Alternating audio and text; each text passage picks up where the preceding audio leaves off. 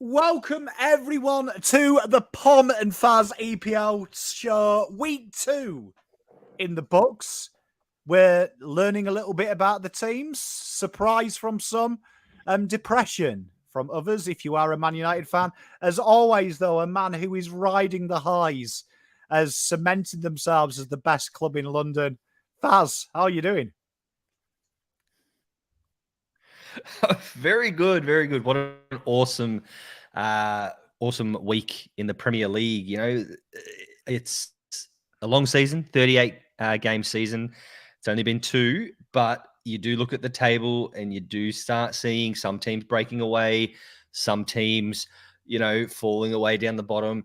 European positions are going to be hot throughout the season, and not so much Champions League, but around that Europa and Conference League positions are going to be absolutely hot. What a start to the season. I think it's been a fantastic start. Well, the wonderful Nate says, go easy on me, Fazz. He's a Chelsea fan. I mean, I suppose that's a very good segue from you there, Nate. The tips are hotting up. Fazz had a fantastic week this week. There is 2 in it. Yeah. And we'll go through them. Obviously, Luton and Burnley was postponed. Yeah, can I just say, did I get 7 out of 9? Is that right? Yeah. Oh, jeez. 7 out of 9. What a round. Mate, you nailed it this week. I mean, we start with Forest, Sheffield United, which me and Faz took the piss out of, saying it could be like watching paint dry. And it was actually, joking apart, a good game. Yeah, no, it was good. It was a good game. It was a good game.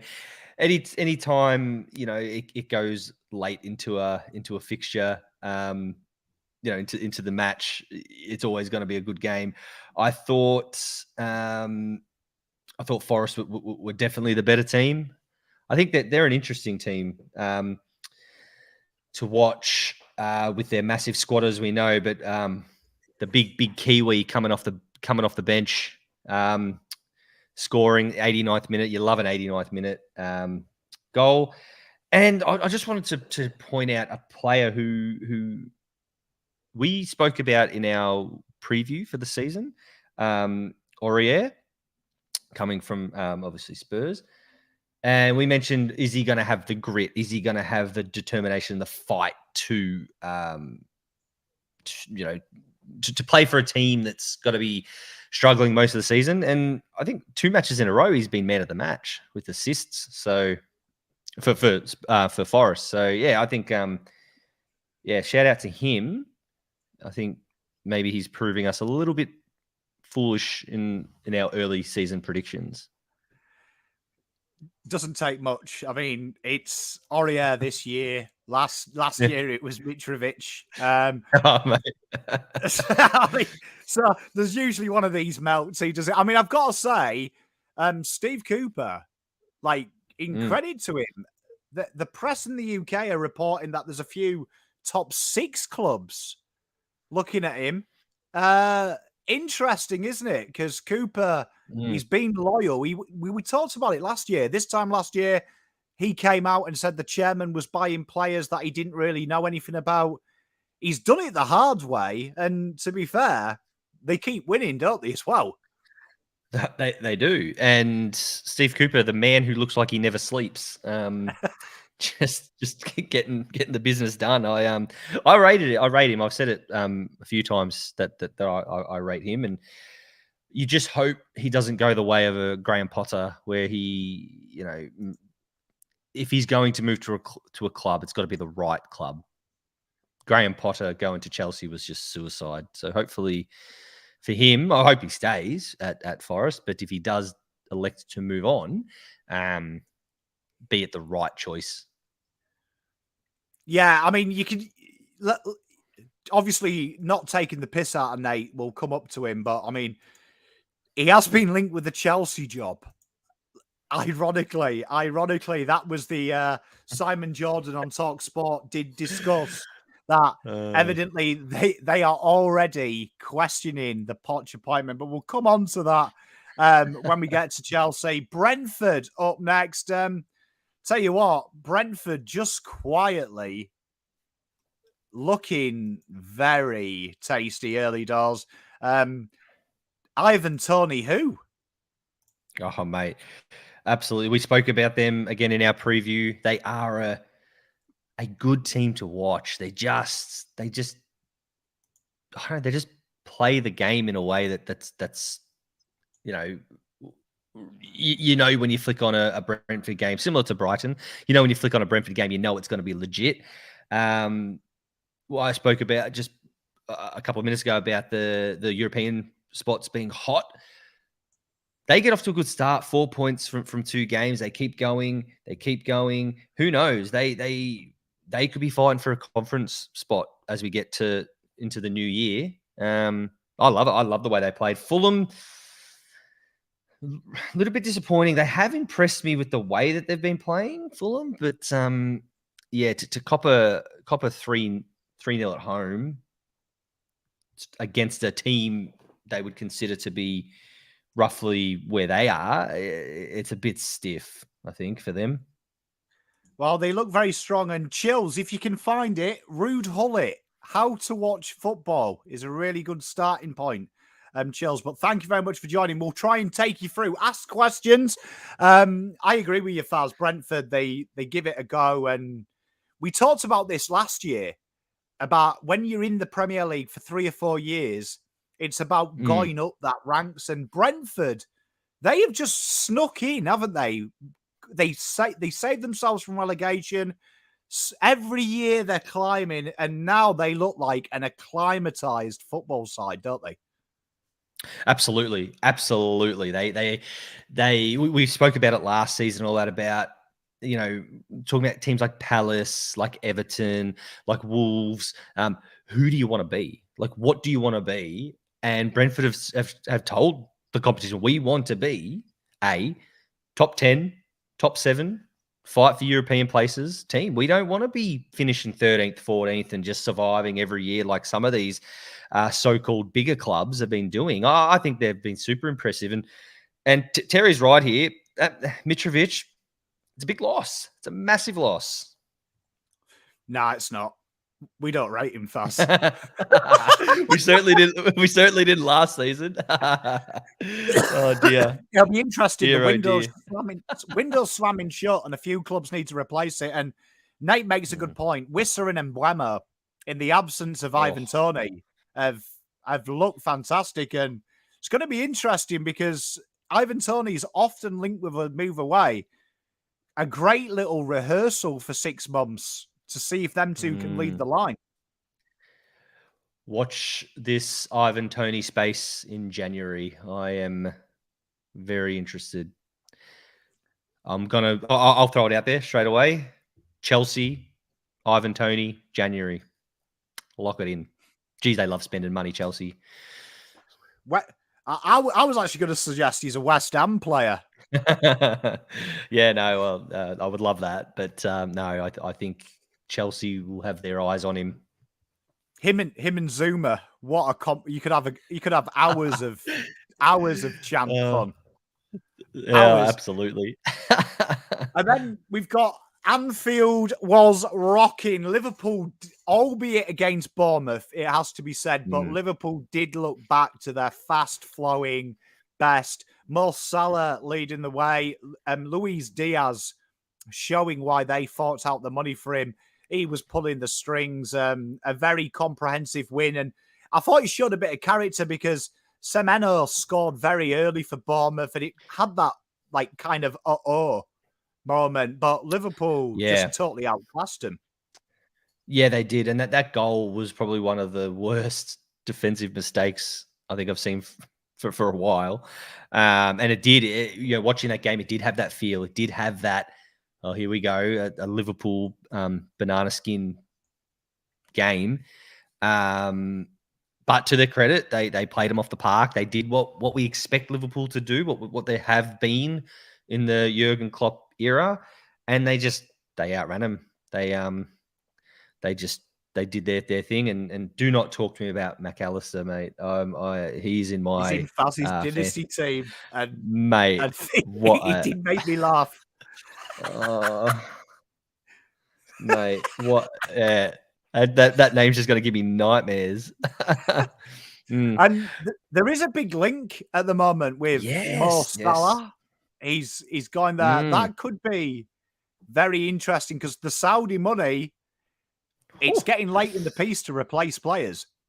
It's getting very late. And one thing, and I'm sure we'll come to this a bit later, is people are forgetting that the Saudi window stays open for a little bit longer after the Premier League one shuts, which is going to be, as I like to say, squeaky bum time for a few clubs who will hopefully, who won't be able to do any business, and they'll be wanting to keep hold of their players. So it's going to be interesting. It's going to be interesting. And we come to, I agree with you, Nate. I mean, it's going to be interesting. I get the feeling, this is Pom's total conspiracy theory, but the Saudi Arabia Football League reminds me of LIV Golf, right? Yes. They can't get a footing in the PGA, so then they take their money, make a rival competition that jeopardizes the competition they want to buy and put money in. I get the feeling that because the Premier League ownership is so strict with the Saudi fund, that they're trying to do this to push the Premier League to lax the ownership rules. Yeah, no, not a bad shout. Not a bad shout. They look, we saw it with China, didn't we? China not too long ago, they were doing a similar thing, but this one feels a bit more real, a bit different for me. Am I worried?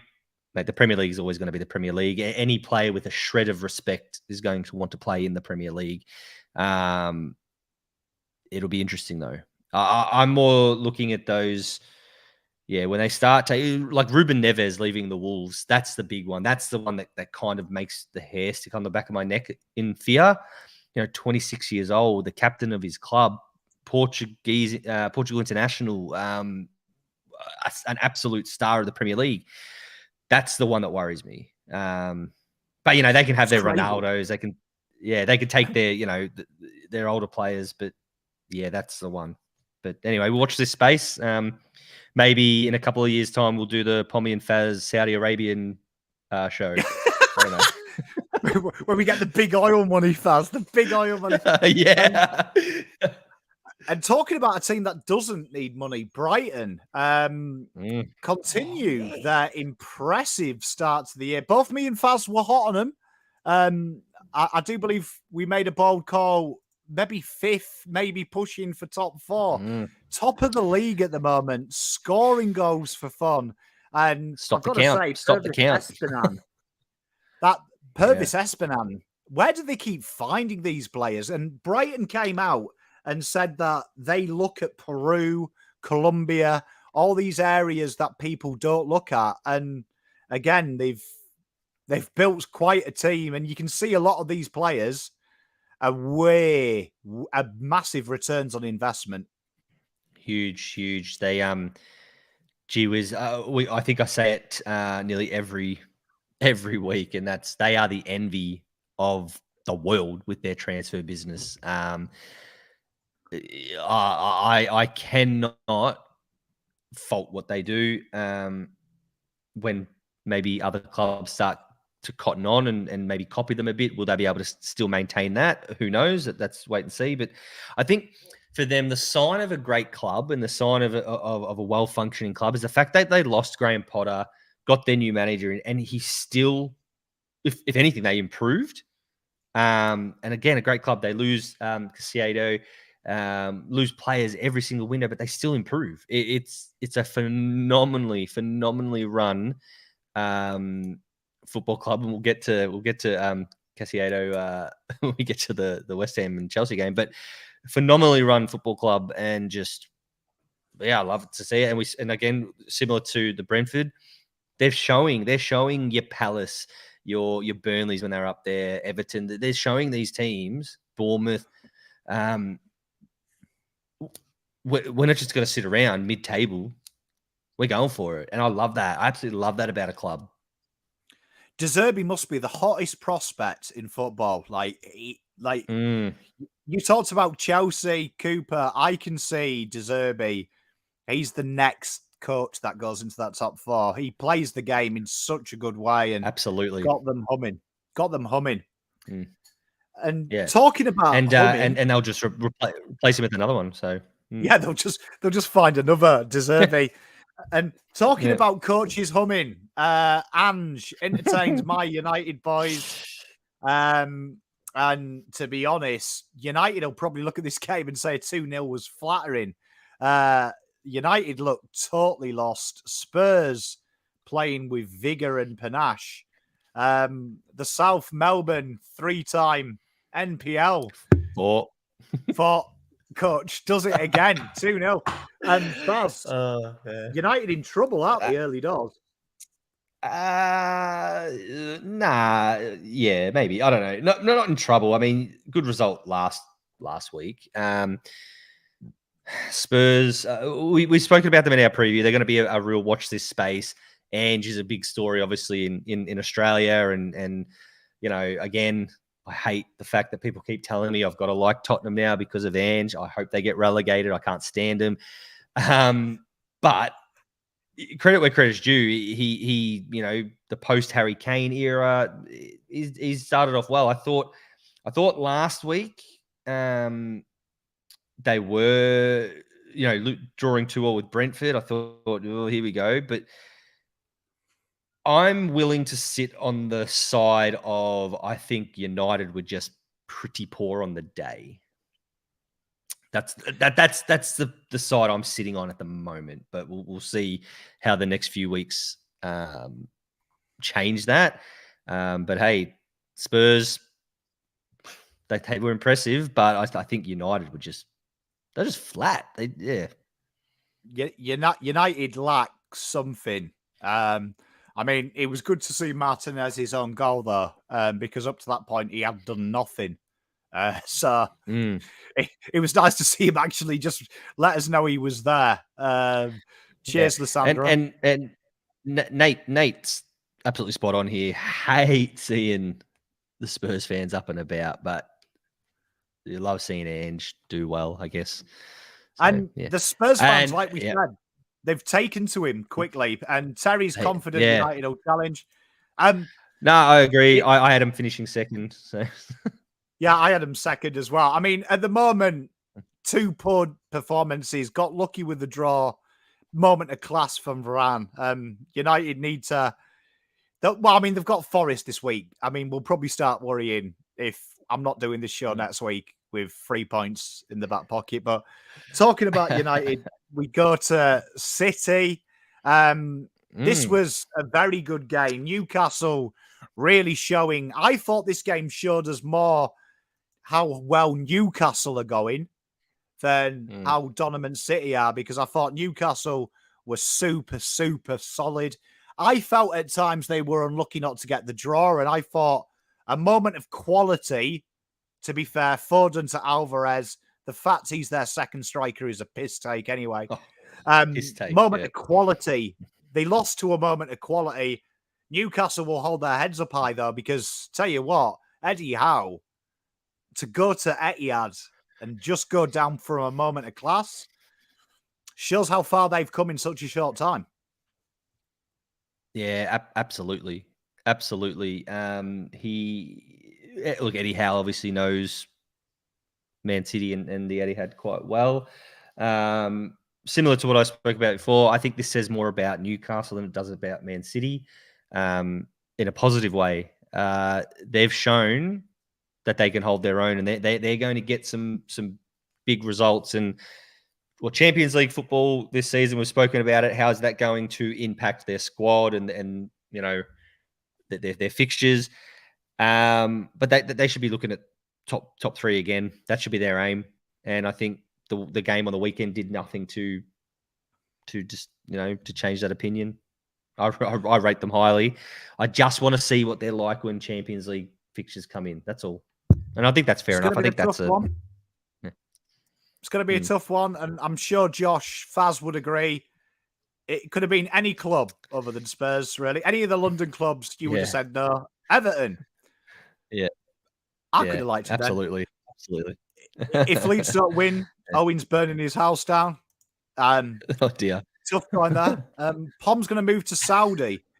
Could be a chance. I don't know if Pommy in Arabia. It does. It's already there. The brand name. I'm pretty sure. I'm pretty sure that it's don't check your search history if you're Pommy in Arabia. I don't know.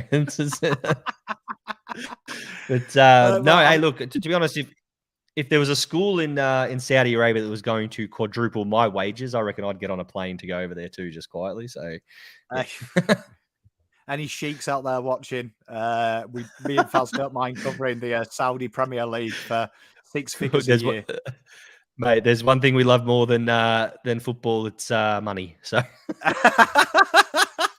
and we've got Villa versus Everton, and Everton, a part of the topic tonight. But I don't know. You know, watching this game, Villa were mighty impressive, and this is no disrespect to a big fan of the show, Peter Haywood, because I know he's a Villa boy. I thought Villa were brilliant, but I also think Everton already look like they're relegated. Wild. This is to me, this was the most interesting game of the week for multiple reasons. We spoke about Villa last week being absolutely putrid. Whether or not we've seen now Newcastle, whether or not that's just because they're so strong, but they were putrid last week, Villa, to come and do what they did. And then I think they even scored 5 during the week in was a conference qualifier. So they're scoring goals. Everton, this disappoints me because Shaun Dux, this is not Shaun Dux. He doesn't concede 4 goals. So that worries me. So the players are not buying in, or the plan's not really there. But I expected Everton under Shaun Dux to be much, much, much harder to play against than what this game was. So you want to talk about, are they nearly relegated? Well, absolutely. If they can't, with Shaun Dux, defend, then they're absolutely cooked, unfortunately. Yeah, I mean, Calvert-Lewin, as Billy says, he's gone down. That's a problem. Josh, don't mind this from Josh. I mean, Lukaku, the deal to Italy appears off. Lukaku, you would have thought, would interest a Premier League club. We know he's Premier League grade. I actually think, controversial call, I don't think he's good enough to be a Man United player or a Chelsea player. I think them mid-tier clubs is where Lukaku is. Absolutely. He did wonderful job for Everton, and he did, what was it, West Brom he was at for a bit there. And I agree. It's a good shout. Would he go there? I don't know. He's had a big falling out with Chelsea. Was he on 300 grand a week or something? Can Everton afford that? I don't know. A lot to play out with that Lukaku one. Poch has come out and said he certainly doesn't want anyone who doesn't want to be there. So yeah, that's a interesting watch this space. Pogba back to United, Fazz. I'd rather play with 10 men. Yeah. I've got to say, you know what I like? I can't stand Pogba. He broke my heart twice. Moving on to, this is what Fazz has just come on this show for. Fazz, West Ham. I mean, Jesus. Fazz has copped a lot in the preseason from Arsenal fans. And while Arsenal keep winning with dubious penalties, West Ham are systematically pulling apart moneybags Chelsea. And I suppose it's unjust. James Ward-Prowse, what a fucking debut. Mate, absolute James Ward-Prowse. We knew what he was gonna bring, what he's got in his locker. He didn't disappoint from the start of the whistle till he went off. Look, I did make a comment, tongue in cheek, but also there's a little bit of truth to it. And the comment was around about, is there a way that West Ham actually end up being better without Declan Rice? And I know that sounds crazy, but the Declan Rice, without fail, is a 10 out of 10 best defensive midfielder in the world, let alone the Premier League. He's an absolute superstar. But we kind of did the anti-Tottenham. You know, we didn't just go out and splash the money. West Ham bought intelligently. You know, Ward-Prowse is one of the, and you said it last week, Ward-Prowse should be the signing of the season just for what he can produce. Now, that's the West Ham side of it. As far as the game goes, well, West Ham showed how to defend. Everton, they should be watching. That's how you defend. Team defense from the top of the pitch. Antonio running his absolute bollocks off, and then hitting him on the counter. It was a wonderful goal from Antonio. It was a David Moyes 101 goal. Oh, absolutely it was. And it was also, Jared Bowen did nothing for the game. So that's a pleasing thing for West Ham. Conor Gallagher, who we spoke a lot about last week, where does his future lie with Chelsea? He got absolutely manhandled by Paqueta. And then they bring on their big money signing, Casiado, who was, and I'm not going to mix my words here, he was atrocious. Every time he touched the ball, heavy touch, turned it over. He gave away the penalty. He was just horrible. And we spoke about this. Is their squad too big? Absolutely it is. Because they actually don't know what their best 11 is. Mate, I think you nailed it. And to answer Lockie's question, I think this is true. I thought football as football, Chelsea were the better football side. But in reality, what you saw was, I thought you have cohesion. Chelsea looked like it was literally Saturday afternoon. You're 6 players short. One of your mates says, "Oh, I've got a few mates who'll play." And they've just turned up out of the Uber and they've come out and played and you know what? I'd love to hear Nate's opinion on this, but I look at Chelsea and I think their chairman is a big fucking problem because he brought Lampard back, which was mental. They've overspent on they seem to just be bringing in names and they've not really sold anyone. I think they are in a world of pain. And I think Poch, I said it in the preseason, I don't think Poch was the answer because he's got a reputation of not handling egos at Paris. There's a lot of fucking egos at Chelsea. I can see that ending in disaster very quickly.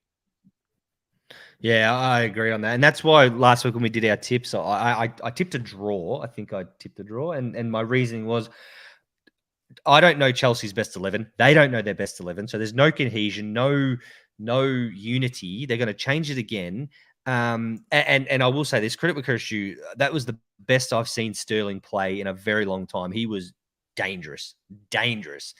But they had no one to put the ball in the back of the net. Like they seriously lacking a striker. This is why Ivan Toney, if he was there, would be awesome. If Lukaku pulled his head out his ass, he'd be awesome there because they just have no one to finish their work for them. The penalty that they kicked as well was horrendous. I just don't know. And I agree with Terry here as well. They will do well. They don't have European football to worry about. They've got nothing extra. But it's also worried because their squad is massive. Like, their squad is fucking huge. Like, these players aren't going to want to head to Plymouth for a Carabao Cup game. You know what I mean? Like, it's interesting. Mate, Big I watch agree this with you. space, man.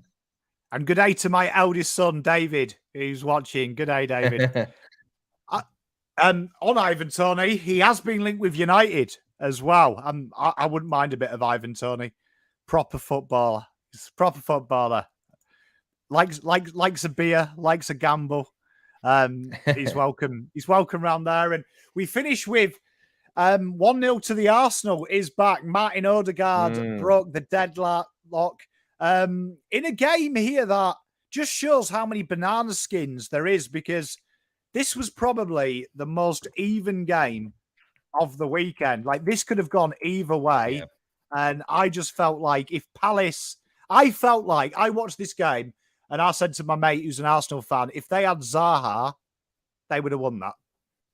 Absolutely. What a call. That's a great call. And I think I really enjoy this. Not many times you can say a 1-0 game that was a penalty was a good game, but I really enjoyed it. I thought Palace showed a bit. I thought it was very Roy Hodgson like,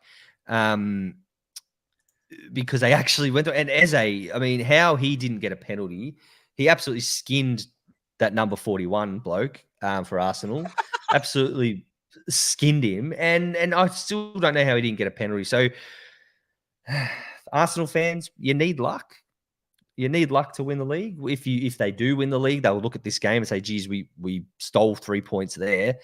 But no, I felt for Palace, because they'll look and think, geez, that's a point we really deserved. And Arsenal, again, they're just going about their business. I didn't think they were overly impressive against Forest, and I certainly don't think they were impressive against Palace. We'll see what happens. They're building. Are they building into the season? But if they were playing a Newcastle or a City or even a Spurs, I'd be backing those teams at the moment. It'll be very interesting what happens. I mean, obviously 1-0, Arsenal were winning. And at the end of the day, you win games of football. Who cares?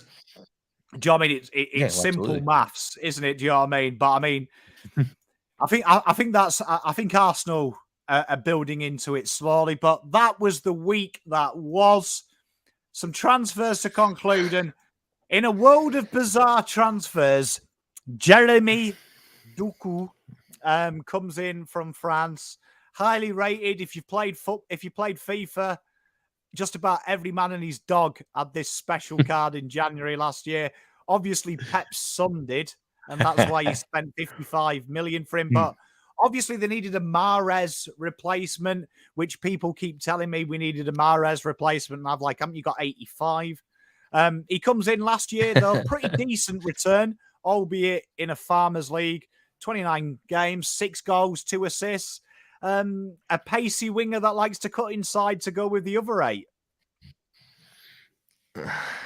55 million. I don't know. I'd say I said last week I don't think I'll ever see a worse signing than Chelsea signing that Southampton kid, Lavia. But fuck me, hold my beer, Man City. What is this? I don't know. Anyway, yeah, he'll look good in the FA Cup.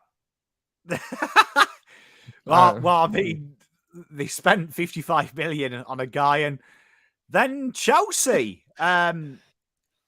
You know what? I'm going to give 2 things to Chelsea before I abuse Chelsea, right? But firstly, I can't remember the last time anyone bought a Brazilian wonder kid for less than 50 million since probably the 90s. So that is a huge dub, right? That gets a big tick on the POM. Well done. You brought in a player, right? The one that I don't understand, though, right, is they've handed him they've handed him a shirt, so presumably he's going to play. Poch is quite strong that this kid's ready. What does worry me, though, is the chief of Chelsea scouting saying that he has shades. Just so you know, these are exact words. When we first saw Darwin, we actually thought he has very similar traits to R9. Now, I presume them traits are he's Brazilian and he's balding. Yeah. Could he be the answer? I don't know. I think, good value. 13 million. That's nothing. Good value. So, just adds on. Was that 51, 52 players now? I've lost count. The team photo is going to be enormous. The team photo is going to look like a whole school, isn't it? Let's be honest. It's gonna... I look at it. If 2 goals from 9 appearances. If he could put the ball in the back of the net, then, like I said, that's exactly what they need, because They that's what they're lacking, someone to score the goals. So good luck. I mean, yeah. What do you say? What do you say? I mean, every week there's going to be a Chelsea signing. That's not Aaron Ramsey, is it? That's not Aaron Ramsey. Well, Terry, you know what? This is an interesting thing. My wife the other day asked, because of the difference between AFL and football, has a player ever refused to leave? And she went down the rabbit hole of Winston Bogard, of how much money he just refused. He refused to leave. And I was like, I absolutely love Winston. Like, he's an iconic, but mate. just if you want the future R9, that's 13.7 million. You want a bang average English midfielder, you're paying 300k more. Just shows you the state of the transfer market. 14 million, Insane. Aaron Ramsey, brother of Jacob at Aston Villa. He basically doesn't have to change his kit, just the sponsor. Moves to Burnley, which is about 25 minutes up the road northeast. 11 games last year, and for Middlesbrough on loan. 5 goals, though. 1 assist in a very strong Middlesbrough side, it has to be said, by Michael Carrick. A proper Burnley transfer deal, this, isn't it? Well, Aaron Ramsey, Welsh international, ex-Arsenal star, did well at Juventus. I mean, Burnley have got themselves an absolute mint signing. His Premier League experience is going to be second to oh, wait, hang on. Oh, shit. All right, sorry, different Aaron Ramsey, right. I like the kid. I think the kid's all right. He had a good season in the championship. Can he take that next step? Only 11 games. Wait and see. Is this a signing for the future? I think it's a real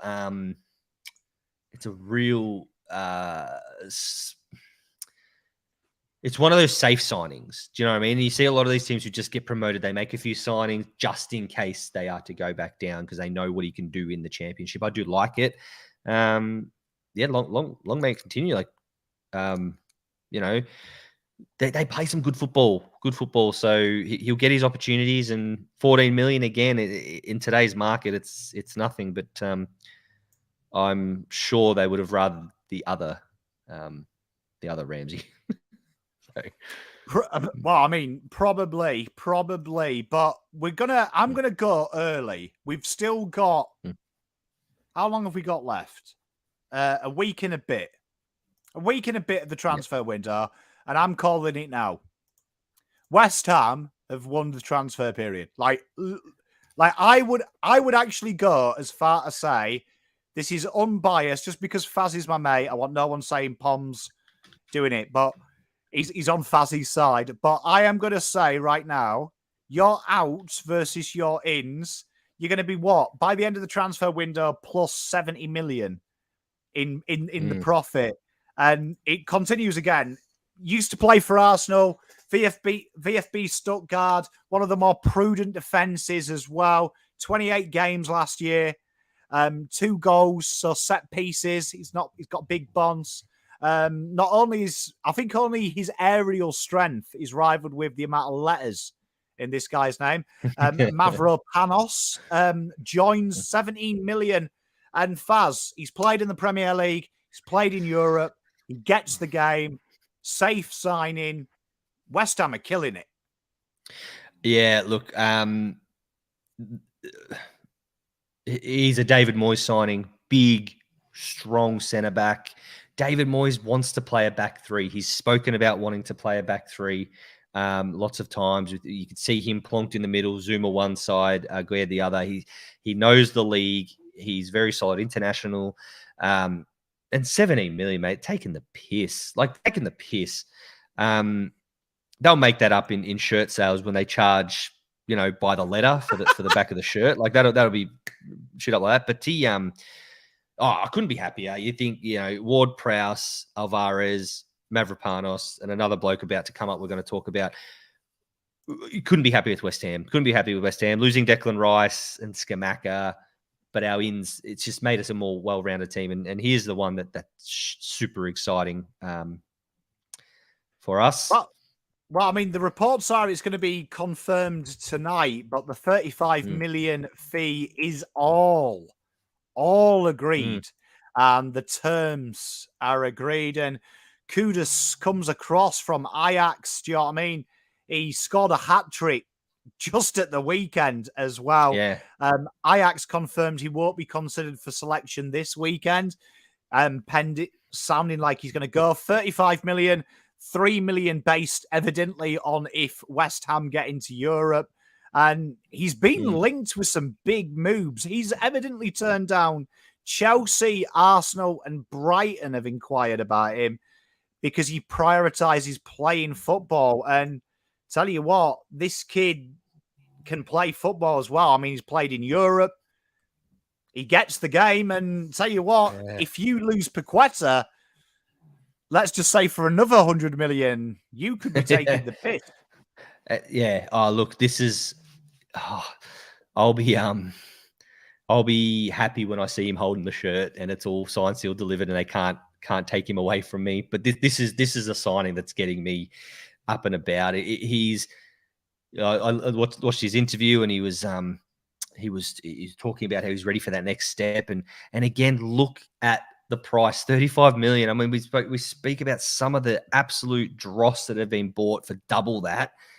35 million, he's going to come in. He might take a little bit to get used to the physicality of the league, possibly, but he's for a bloke his age, he's got wealth of experience. Oh, I'm so excited. I just can't wait for it to be signed, sealed, delivered, get him down there and happy days. And Terry's right. You know, David Sullivan, he does cop a lot of stick, especially from West Ham fans.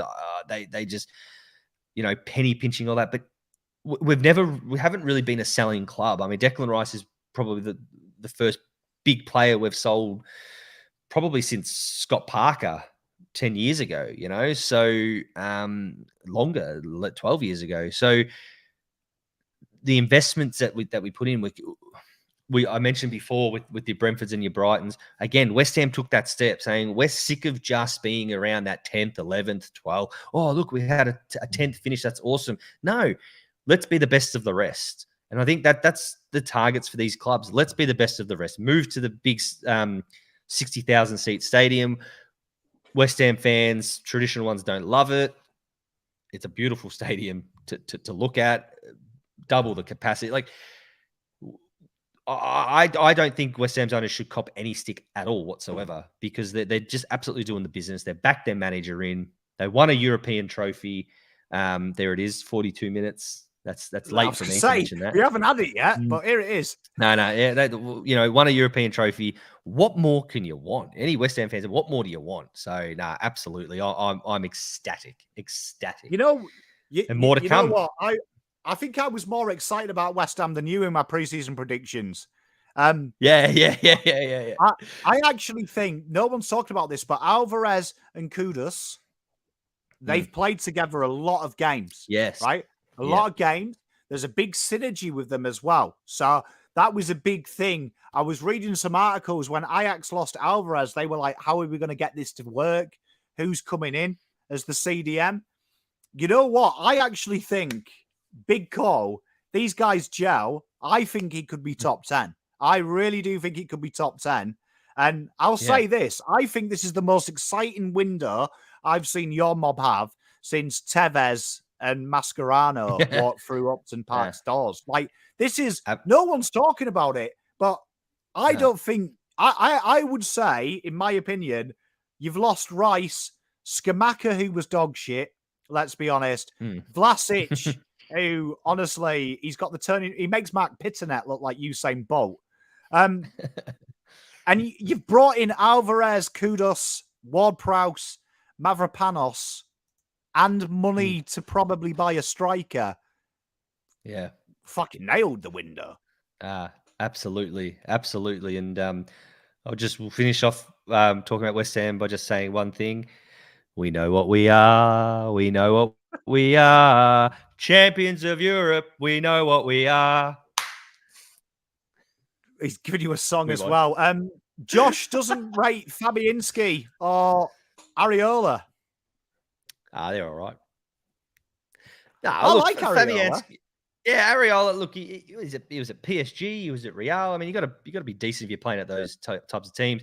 They're not the worst keepers going around. I think Fabianski's a bit long in the tooth, as they say. But look, I trust them. I back them in.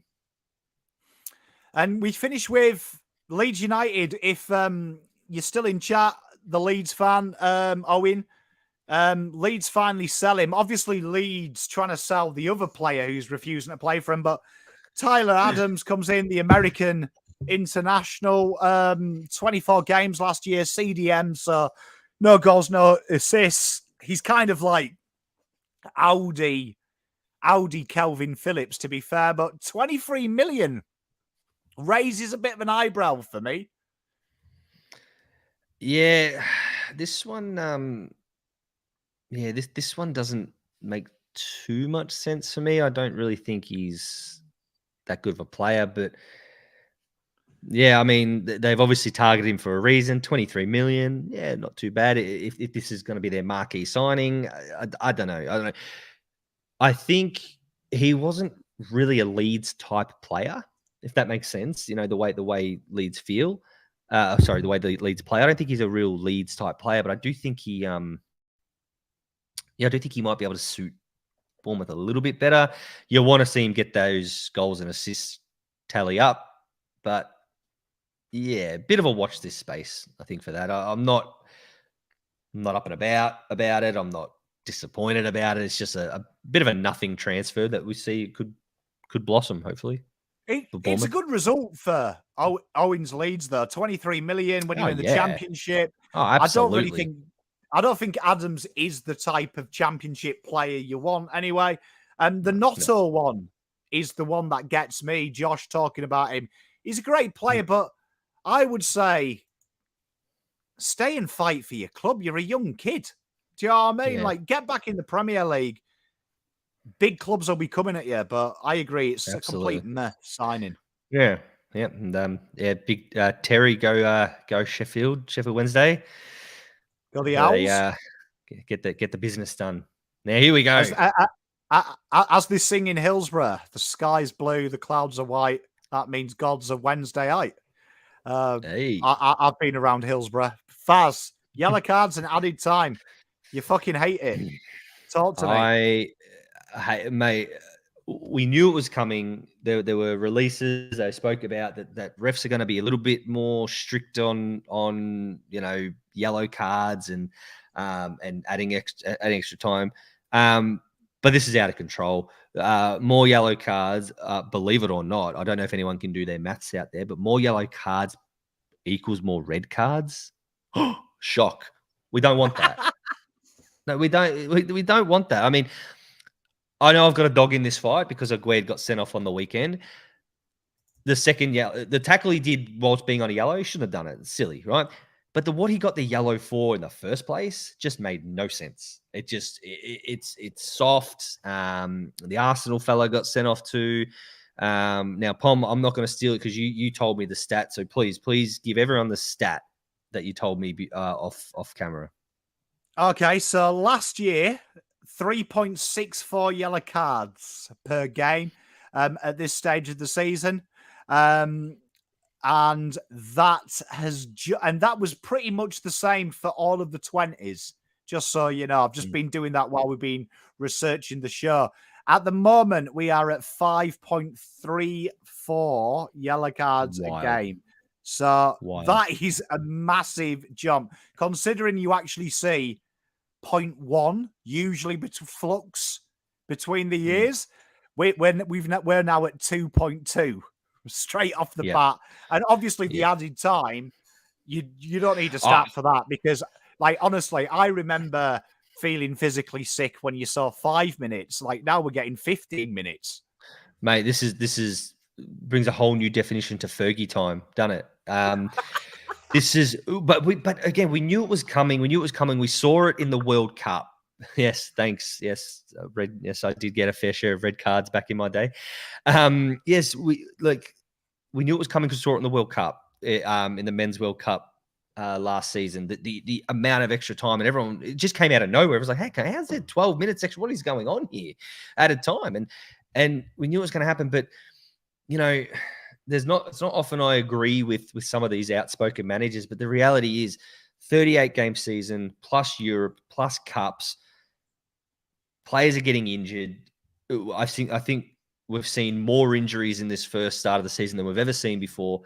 And now you're making them play the equivalent of, it's 100-minute games now, 105-minute matches. You think about it, 45, they had 6 extra on, then another 45 and another 6 extra on. And that's if you're lucky. Obviously, there was 11 minutes. It was just, it's going to change the game for the worse, because I think now all of a sudden you see teams play that, defensive football from the 85th minute, but you could still have 20 minutes left. Do you know what I mean? Like it's wild. I hate it. I hate the soft yellows. I hate the extra added time.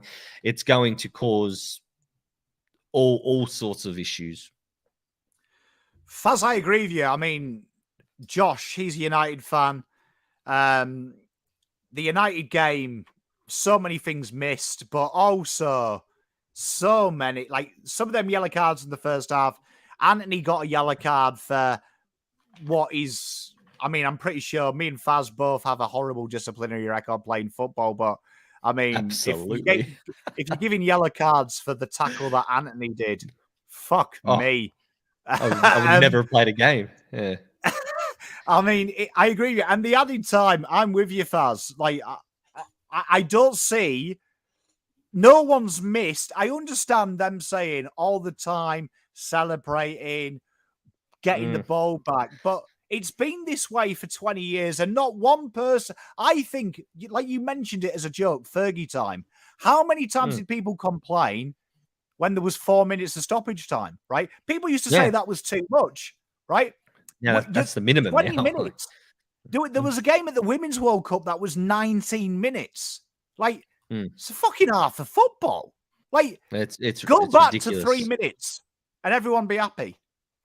Yeah, no, I agree. Terry's spot on. Unless there's a serious injury, 3-3, happy days. And as far as refs go, I've never met a ref I've liked. Never. So, yeah. You know what? Interesting little pom fact here, right? Do you remember, this is going well past, well back. But do you remember when Boost broke his leg against Coventry, made Schmeichel vomit? Yeah. Right? Do you know how much stoppage time was at half time? Bearing in mind the game was stopped for 35 minutes to clean the blood off. I don't know. 3 minutes? I don't know. Yeah, 3 minutes. Look at hell. It's crazy. Can you imagine if they did it now? Do you remember if that happened now? We'd be like a fucking test series. Yeah, he'd be playing to the next day. It's crazy. I hate it. I absolutely hate it. It's and look, and I know having a dog in the fight, like I said before, West Ham, who love conceding late goals, the less time, the better, in my opinion. Well, I think it ruins moments as well. Do you remember the QPR Man City game? Yeah. Do you know what I mean? Yeah. Like 3 minutes of stoppage time, Aguero. Like, it doesn't feel the same if you get 30 minutes to score to win the Premier League. Yeah. No, I'm with you. I'm with you 100%. Fazz, I think that's a great bring up. And I've brought up 2 teams that I'm going to make an early pom call, right? We are going to see for the first time in 70 years, Everton not it being the top flight. They're gone. They're gone. And you know what? Wolves, they are completely fucked as well. Like both of these sides, I think this is the most damning stat I can give you about both of these sides. Both of these sides have averaged 2 goals in open play per game for the last 12 games against. Jesus. And they are creating 0.6 each goal scoring opportunities in the last 10 games. Like, I think that they're gone. I'm still in shock about how Everton survived last season, to be honest. But big call, 2 games in, they're gone already. But as we do speak about a lot, it's not about just being 2 games. This is a trend that's happened from last season, as you've said, and you teams just don't remove their warts in an off season, And Wolves look like that. I mean, I don't know what's going on with them. They're selling players. They're not being able to buy anyone. I mean, I read somewhere that they're having to sell one of their players to fund a move for Aaron Cresswell, who's 33-year-old left back. I don't get what they're doing, but they're in trouble. I agree, big trouble. Are there worse teams that could maybe help them out a bit? Probably not. Luton might be one who might be able to help one of these teams out, but I don't know. Well, you see, it's hard. Terry, I mean, Luton, one thing I'll give about Luton, at least they're creating opportunities, which that's why I say these are going down. Because they're not great chances. Yeah. As Fazz knows, to survive a relegation battle, you need to draw your away games as a bare minimum. If you're not scoring goals, what you're gonna and you're conceding goals like banter, well, how are you gonna even break even away? Like I thought now, especially now Everton have lost Calvin Lewin, I think they're cooked. And like Fazz says, with Wolves, they're just not bringing players in. Yeah, it's wild. It's wild. But as Terry said as well, Sheffield United, Fulham. There's some teams in there who could, cause some issues down the bottom. But yeah, I'm an experienced campaigner when it comes to surviving relegations, and it's amazing. 1-0 and 1-1 are your two best friends when it comes to surviving relegation. You do not survive relegation by shipping goals. You can't. Because you simply can't score them. As I was saying, Everton under Dyche conceding 4, that is not going to help you in relegation because they can't score 5. They can't score 1, let alone try and score if you're conceding 4 every week. It's wild.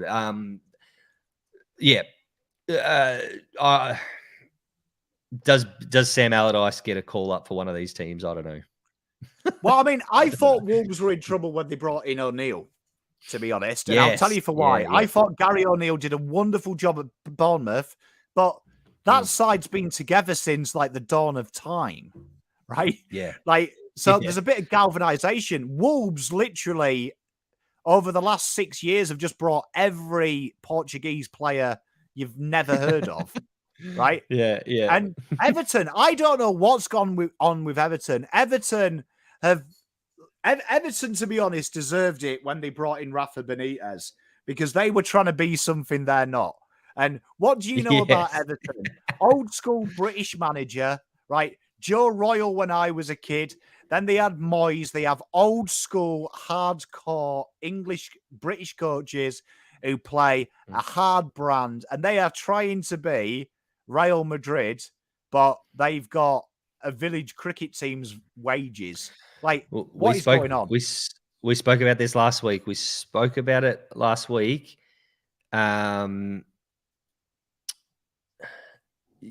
You can't change who you are. Do you know what I mean? You can't change your culture. We're talking about 200 years worth of culture. Everton are Everton. You can't change who you are. They're dogged fighters. They're little brother to Liverpool. And there's nothing wrong with that. As a West Ham fan, I'm telling you, that's our MO, mate. Like, don't try and be something you're not. West Ham did it. They fell in the trap trying to get Manuel Pellegrini and all that. No, and as soon as they went back to David Moyes, you thrive in your comfort zone and you thrive being who you are. And you're spot on. And Everton, they really fucked up. But we'll see. If Everton have got any common sense, they're on the phone right now to Graham Potter. Absolutely. Do you know what I mean? Get him in. Yeah. Get a system. If you go down, go down. But fucking have a system. Give him a bag and just go. Yeah. Yeah, do you know what I mean? Commit. And he gets to rebuild his rep. But that's it. And we come to the tips. The tips. And we start with old Nate's team, Chelsea against Luton. Both of us tipping that Nate will wake up tomorrow morning a happy man. Can't see Luton winning this, can you? Nah. 4-0, 2-0, split the difference, 3-0. Light work for Chelsea. Mate. Not much more to say. If they lose that, fuck me. It's big trouble. about the Hadj's time. Yeah. And then we talked about them. Bournemouth, they entertain old Angie's Spurs, and we're saying Spurs win this one. Look at us. We're all on the Ange train. Toot toot. Yeah. No, they'll go over there. They'll do the business there. Yeah. Bournemouth. Yeah. I haven't really impressed me. They were lucky to get the draw against West Ham.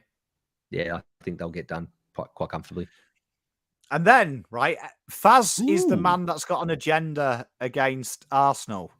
He's going 3-0. And Pom, for the second week in a row against London Opportunity, they're drawing. Honestly, Fulham have been slated this year. I am telling you, Fulham ain't shit. This has got draw written all over it. Nothing would please me more. Nothing would please me more. I've had draw. And like I said, Arsenal, they've started slowly. They're kind of jogging out the blocks, if you will. I'm tipping 3-0, and I'm tipping Declan Rice scores his first Arsenal goal. Look, I'm going to say right now that Fulham will get an equaliser through Declan Rice own goal from a corner calamity. Love it. Love to hear it. And then we've got a team that we both love, and probably two teams that play good football. Brentford and Palace. You've gone 3-2. I'm going 2-0. Yeah. I've got this match of the round, just because Palace impressed me. If it wasn't for that Arsenal game, that Eze and how I would have gone, 2-0 or something. But I just think they're going to score. I think Jordan Ayew, Eze, they've Edouard, they can score goals. So 3-2, I think it's going to be an absolute cracker, this game. I think Brentford will just have a bit too much in the end, but it should be a good game.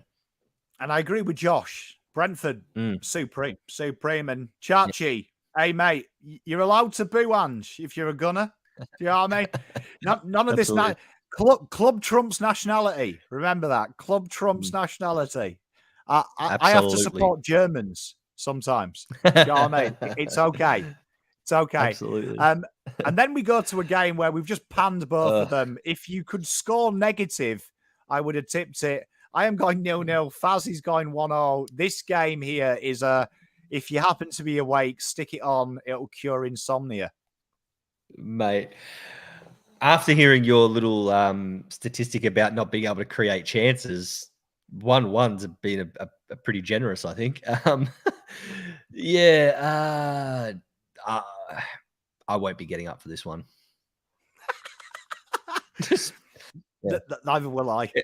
Actually, it's your old-fashioned, genuine 6-pointer. There we go.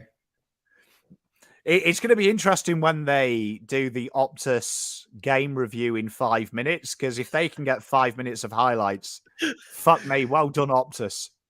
It'll be mostly just Shaun Dux chewing his gum, walking down the sides, I reckon. I was going to say, it takes them about 2 minutes to walk from the tunnel and pick the ball up, so that's 2 minutes for him.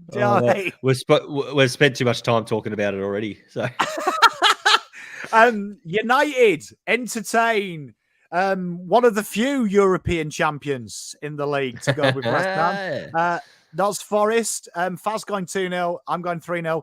Rumours are we're going to see Hodgland, the Audi Haaland, for a minimum of 20 minutes. So I went 3-0 because I reckon he'll get a header 88th minute and everyone will be like, oh, fuck, he's Haaland. Yeah. No, look, I think... I went 2-0, but it wouldn't surprise me if Forest snag a goal, but I think United will just be too strong. I thought you were going to say snag a win. I was going to say no. Snag a goal. 3-2. Brighton, probably the team of the year so far. I know we're 2 in, but Brighton look mighty impressive. Faz has gone 3-2. I've reluctantly tipped 3-1. However, I will put a caveat. I would not be surprised if you go 1-0 to snag a draw and it'll be a Moyes masterclass of 11 men in the box. Absolutely. Yeah. Now, look, I've gone 3-2 for a few reasons. Brighton have been the most impressive team. I think it's going to be a cracking game. The other one is West Ham have never, ever, this is a stat for you, West Ham have never beaten Brighton in the Premier League. There you go. It's home a or bastard away. to go to. It's a bastard to go to. Though. But even at home, even at the London Stadium, we've never beaten Brighton in the Premier League. The last time, I remember... Even their home is like a fortress, isn't it? Amex is like the death of football. Well, it's funny because I remember because the last time West Ham beat Brighton, fascinating story. It was last time West Ham beat Brighton. Both teams were in the championship, and it was my current wife. Not she wasn't my wife back then. It was her 21st birthday, and we had a big party, and I'm sitting there on my phone watching some. Would have been I gave my phone absolute AIDS because I was watching it from some hijab website or whatever because it was in the championship. West Ham versus Brighton, and West Ham won 6-0. Vaz hat-trick and Kevin Nolan got on the score sheet. And I remember because my wife's 21st birthday, and we did get in an argument because I was too busy watching West Ham on my phone instead of celebrating her birthday. That was the last time West Ham beat Brighton. So we're talking 11, 12 years ago. So. But it was 6-0. She must have been happy. I mean, mate, I was happy. Yeah, mate, I was happy, and that's all that matters. So. And talking about potential romps, your mate will enjoy our tips here, old Terry. You've gone 4-0, I've gone 5-0. I feel like City just haven't come out of the blocks yet, and I fear when they do, if you know what I mean. Watching them this year, 1-0 Newcastle, 3-0 versus Burnley, but I felt like they queued in the rack at half-time. I feel like they're going to flex their muscles at some point, and I feel like Sheffield United is the game that they're going to do it. Yeah, you know, it's going to be a team, just lambs for slaughter. We've all seen that picture of the young petite girl sitting on the couch with the 6 burly men behind her. The Sheffield United is that young petite girl, and they've got Man City. Yeah, they're going to get someone, and every week that they don't get someone, they're a week closer to getting someone. And I think this could be it. This could be the big one. Hey, I'm with you. Yes, yeah. What a manager. Yeah. You could see it, actually. That's spot on, Terry. If Wilder was there, it would be like a scrappy game, 1-0 bullet header from Michael Tong. Yeah. What is he doing with himself these days, Wilder? Yeah, where's he hanging? Didn't he go to America to set up doing house parties? Where is Chris Wilder? Hey, believe it or not, he is he was sacked by Watford end of last season. Actually, I didn't know he was there. Yeah, so it was good manager. You know who Sheffield United need to bring back? The GOAT, Neil Warnock. Oh, Neil Warnock. Some of the funny. My favorite story about Neil Warnock is that he used to carry a bum bag around with signed photos of himself, or like cards just signed of himself. And he said so it'd save time when he met like fans. He just hand them the cards, so he didn't have to sign their stuff. That is pure shithousery. Mate, we love old Neil. He's one of the good guys. He is one of the good guys. And if anyone wants to do something after this, jump on YouTube and search Neil Warnock linesman. Yeah. And it's some of the funniest thing. Oh yeah, you just go. I'm gonna get old Warnock. Oh mate, it is some of the funniest shit on the sidelines. Yeah, Neil Warnock linesman. It is so good. What a man. We love Neil Warnock. We do love him. And we end with potentially the tie of the round. Newcastle, Liverpool. Interesting, Fazz. You've tipped the return of Kevin Keegan's Newcastle.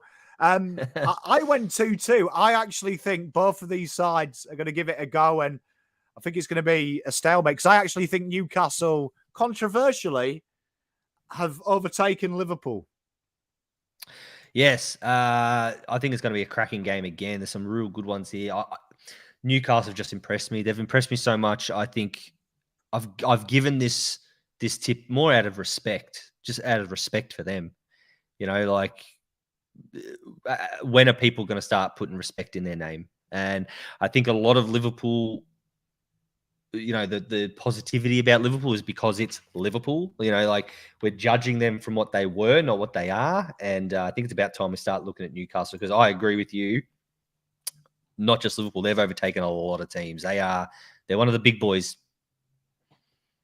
Mate, I think that I'm with you. I think we know how much we love Eddie Howe on this show. Like, I think what he's built, brilliant. It's sustainable. It's sustainable. Absolutely. I mean, they could have fallen into that trap, couldn't they? Every Brazilian, players like Dembele, paid too much for him, but they have just stuck to it and got on with the job. We love it. We love a project. We love a project. And I'm all for it. I'm all, because we're Carlton fans. Thank you very much, Red Bottleneck. We love you to pieces, mate. I'm glad you enjoy it. Well, we'll be back next week. Hopefully, for the first time this year, me and Fazz's side will have a win at the same week. We've won opposite weeks.